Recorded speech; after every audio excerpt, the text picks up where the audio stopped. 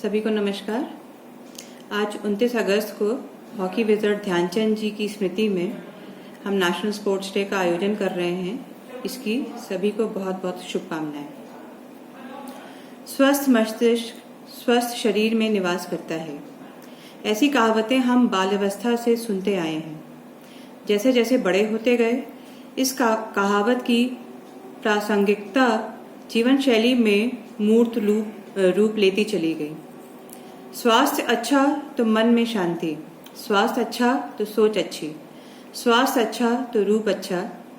अभिप्राय यह है कि दुनिया की 1000 नियामतें सुख समृद्धि एक ही चीज के चक्कर उपग्रह की तरह लगाती रहती हैं, जिसे हम स्वास्थ्य के नाम से जानते हैं। जैसे कि एक ग्रीक फिजिशियन हिपोक्रेटिस ने कहा है, sport is a preserver of health.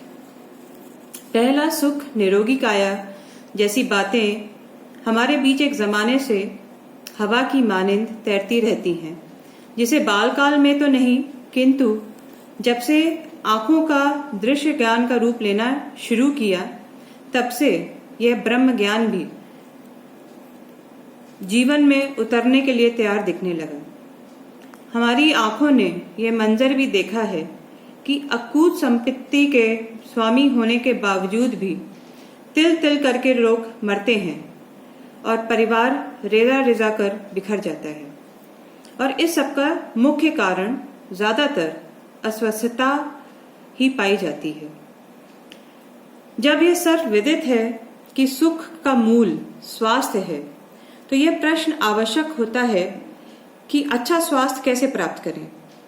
इसका सीधा उत्तर है खेल। खेल पर ध्यान प्राथमिक विद्यालयों, माध्यमिक विद्यालयों, उच्चतर विद्यालयों और यहाँ तक कि विश्वविद्यालयों में भी दिया जाता है।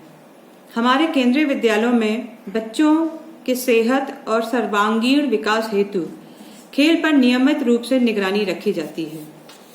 बच्चों के रुचि के अनुसार ही प्रशिक्षण दिया जाता है। समय समय पर रीजनल और नेशनल स्पोर्ट्स मीट आयोजित की जाती हैं।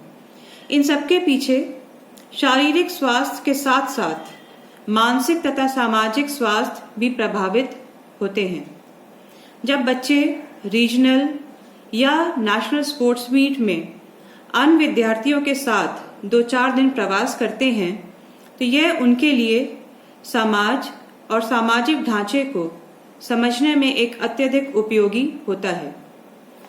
जिस तरह विद्या से विनय, विनय से पात्रता, पात्रता से धन और धन से सुख प्राप्त होता है, वैसे ही खेल से स्वास्थ्य, स्वास्थ्य से शांति और शांति से सुख प्राप्त होता है। प्रत्येक परिणाम का एक न एक कारण अवश्य होता है। जैसे कि सुगंध का कारण पुष्प, प्रकाश का कारण सूर्य, सौहार्दपूर्ण वातावरण का कारण आपसी समझ और सम्मान होता है, वैसे ही खेल और स्वास्थ्य के बीच आपसी प्यार है। जिसके पास स्वस्थ शरीर होता है, वह कईयों से कई गुना अमीर होता है। खेल यदि शारीरिक है तो शरीर स्वस्थ रहेगा, और यदि मानसिक है तो दिमाग स्वस्थ रहेगा। इसके अलावा योग और प्राणायाम भी हमारे शरीर को स्वस्थ रखते हैं, जिन्हें हम अपने घर में ही आसानी से कर सकते हैं। योग हमारे ऋषि मुनियों द्वारा दी हुई ऐसी धरोहर है, जो पीढ़ी दर पीढ़ी रखी जा सकती है, और वह भी निशुल्क। योग का विस्तार और इकबाल इतना स्वीकार्य हो चुका है कि 21 जून को हम अंतर्राष्ट्रीय योग दिवस के रूप में मनाते हैं। इस अंतर्राष्ट्रीय अभियान के जड़ में स्वास्थ्य की लालसा ही निहित है। खेल केवल स्वास्थ्य ही ठीक नहीं रखता, अपितु जीवन में अनुशासन की बारीकियां भी सिखाता है, अपने दायरे में रहना सिखाता है, और निर्णायकों के मत का सम्मान करना भी सिखाता है। इस तरह से न्याय और न्यायाधीश, कानून और कार्यपालिका के कार्य का आदर करना सहज ही रक्त धमनियों में संचार करने लगता है। आज की, जैसा कि सबको पता है, सबसे ज्वलंत समस्या है कोरोना, जिसने वैश्विक स्तर पर अनगिनत जिंदगियों को अपना निवाला बना लिया है। चिंता तो सबको है, किंतु एक को सिर्फ सावधान रहना है तो दूसरे को सावधानी के साथ साथ चिंता की आग से भी गुजरना है। स्वस्थ व्यक्ति महज सावधानी से इस महामारी से विजय प्राप्त कर सकता है, जबकि एक अस्वस्थ व्यक्ति हर पल बिना मौत ही मर रहा है। अतः हम कह सकते हैं, शरीर माध्यमम खलु धर्म साधनम।